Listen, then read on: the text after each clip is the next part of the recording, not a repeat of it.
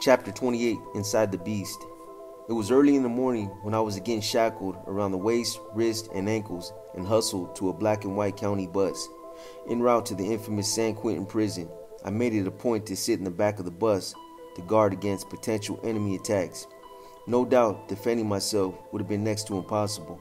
I was the only person fully shackled, while the other 30 or more men wore a regular pair of handcuffs with hands in front. I felt nervous, angry, and hyped. Though my mind was swirling, there was nothing wrong with my vision. I was hawking everybody's movements.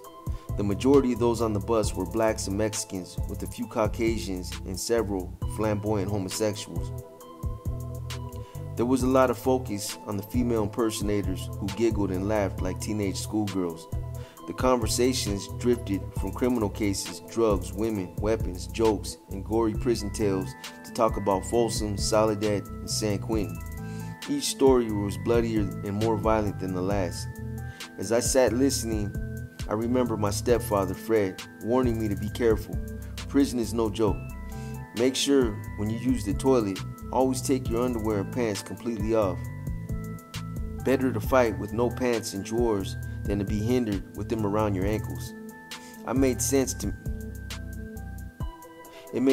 me, so I incorporated this habit into my defense.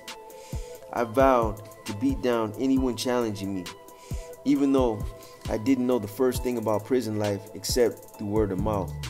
I actually believed convicts fought toe-to-toe, gladiator style, with shanks and knives, a naive notion capable of getting me killed.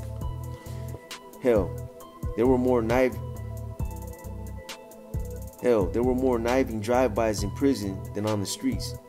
As I listened to the stories, I braced myself for whatever was going to happen. It was obvious the bus was nearing San Quentin because the boisterous crowd began to talk less and less. I guess the full impact of having to face the beast was enough to temper their chit-chat. The bus pulled inside the medieval-looking stone fortress. The ambience was eerie and gloomy.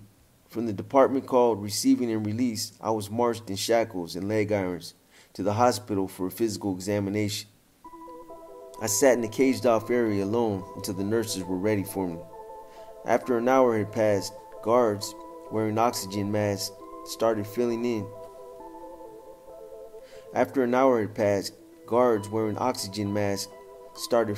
in, dragging a prisoner between them. Each guy was drenched with sweat or water and appeared half dead. When they passed by me, there was this unfamiliar foul scent that first irritated my nose, then caused my eyes to sting in water. I learned later there was a riot in the hole, the adjustment center, sometimes abbreviated as AC, and the guards used tear gas. While I was there, the guards continued to drag in convict after convict. Each one smelled as though he had been swimming in tear gas. This was my first day in San Quentin, Christian with the noxious scent of tear gas. Once the examination was complete, I was escorted to North Say, where I'd be housed on death row. To reach the top floor, we had to use an elevator. The lighting upstairs was so dim, it made the place look haunted. After the usual humiliation of being strip searched by complete strangers, I was handcuffed and escorted to a cell. There were two sides to death row, north and south, with 34 cells each. I was to be housed on the north side in cell 32, way in the back. I was the 45th person on death row, and though it was my first time in prison, it definitely wasn't my last time being confronted with death. Here in prison, there wasn't too much of the psychological adjustment to be made for me. Any setting where treachery and violence dominate was nothing new to me. All I had to do was carve out a niche. Being on death row was the proverbial end of the line. Unlike prisons in general, where prisoners fight for freedom, civil liberties, and with dignity to be treated like a man, here we fight with limited time, opposing the death chamber to stay alive. I wasn't sentenced to death row to be rehabilitated. Whether it was my preference or not, I had to battle with the Court of Appeals to prove my innocence. Though nobody believed me, I proclaimed my innocence from the beginning, and I'll never stop doing so. But many years would slip by as I languished in the utter darkness of apathy and dice education. To sit in a death row cell was not a moment to reflect on my life. It was more an insult to my fervor to survive, another roadblock, a hindrance. The combination of ignorance and the hazy, lingering effects of the druggings prevented me from attacking the law books. Instead, I readily gravitated to the perils of disorder and the posture of a hardened convict, which required only minor adjustments on my part. In the cell next to me was a native Indian from the Mono tribe called Chief.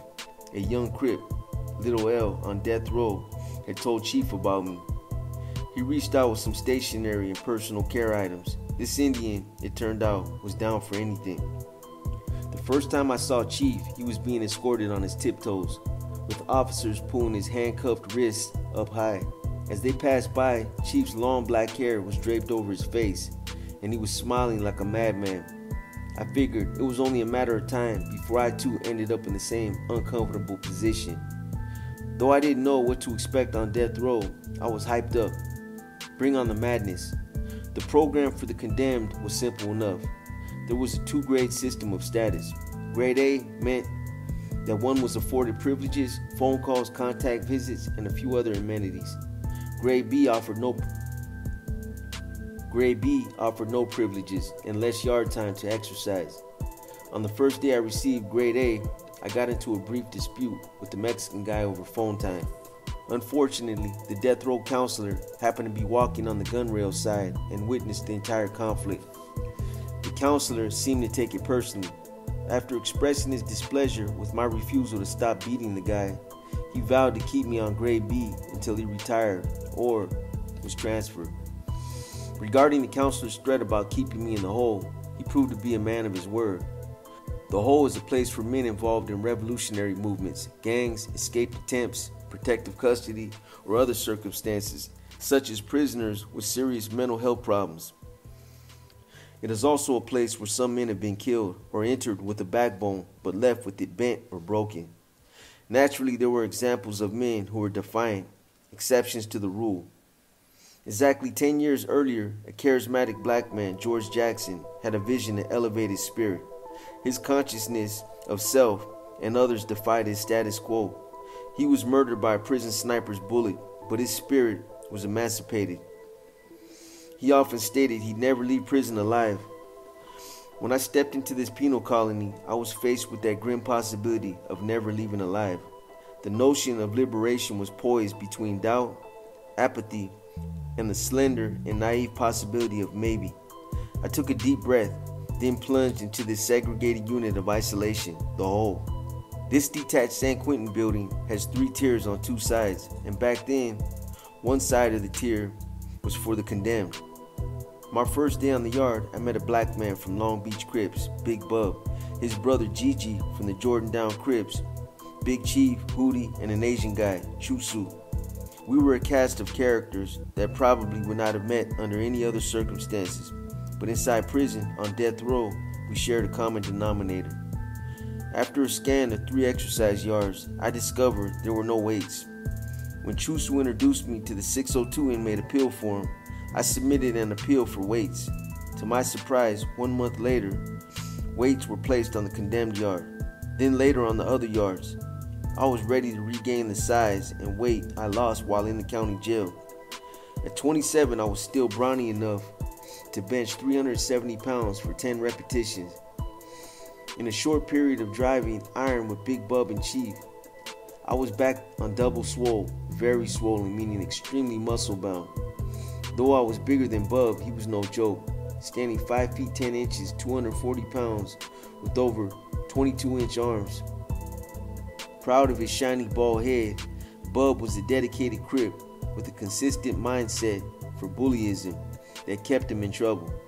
But then again, that's what Crips were, sheer trouble. While I was in the hole, individuals were coming in and out like it was a train station. I had a chance to briefly kick it with another homeboy, Hoover Joe. He was a muscular Crip with a curly handlebar mustache who reminded me of a book cover portrait of Webb, Du Bois. Huddled on opposite sides of the fenced exercise yards, we briefly discussed progressive possibilities. The conversations were interesting, though our ideological approach differed, mine being a political and on the ganghood level. take no prisoners, seek, seize, suppress. The conversations would have been even more interesting had Hoover Joe not been transferred. There were plenty of other Crips passing through AC, like Bad Habit Rabbit, a former Crip from Imperial Court Projects. Although he mentioned many Crip episodes that occurred in the projects, for the life of me, I couldn't remember him. Every time I saw Rabbit, we went through a ritual of trying to get me to remember him. No doubt the county jail druggings had a lot to do with my memory loss, but I regret that Rabbit and many other Crips slipped through my mental net into oblivion. Now, every now and then, triumphant moments occurred on death row. Two individuals, Chusu and Hootie, got a full reversal on their cases and went home. Both of them were fortunate to have had the aid of their family, efficient attorneys, and their ethic community to back them up. I would have been hard-pressed to expect the black community to embrace the likes of me. I symbolized all that had gone bad, and like the multitude of other imprisoned blacks, I was written off as worthless. The way I behaved back then, I can't blame them. My only concern dwelt on what I was intimately familiar with, cripping.